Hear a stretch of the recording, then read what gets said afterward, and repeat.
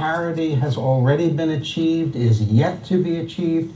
You know, there is a sense in some quarters that, that new media is sort of the flea on the elephant's ass in terms of conventional. Well, then why are the stories on new media driving mainstream media right now? Yeah. The only reason that mainstream media started paying attention is because the noise online was impossible to ignore. Okay, so that's what I'm after here. I'm after. I tried to get the Times; they wouldn't respond to you guys.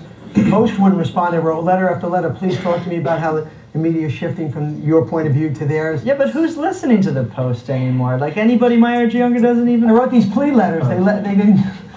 No, but if you're looking at new media, which we know works virally, and you can spread a message around the world very, very quickly and very effectively, but you've got to have the message.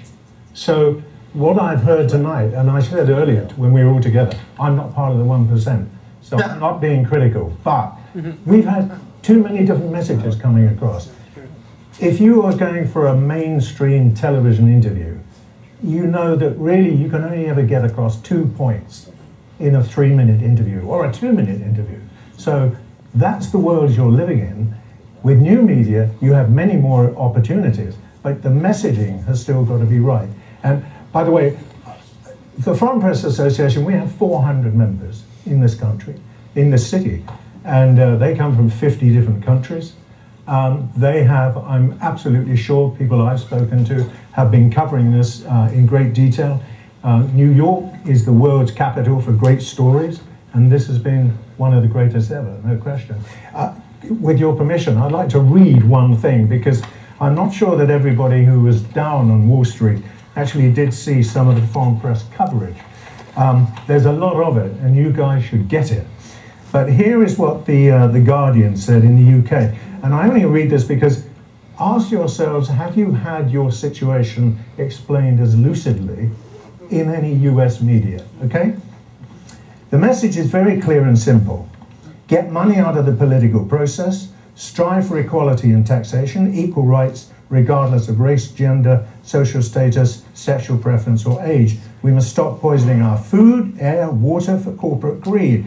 The people on Wall Street and in the banking industrial complex that destroyed our economy must be investigated and brought to justice under the law for what they have done by stealing people's homes and saving. And there is a lot more in that. But that's the UK. This is China. This is China. You might notice a similarity, okay? In fact, the message from the protesters is quite clear. They are against corporate greed and influence in American politics, economy and life. These protesters, who call themselves the 99%, are angry about the huge amount of wealth deflected by the top 1% from the population. That is all over the world, that media coverage. You've got to get messages out as lucid as that.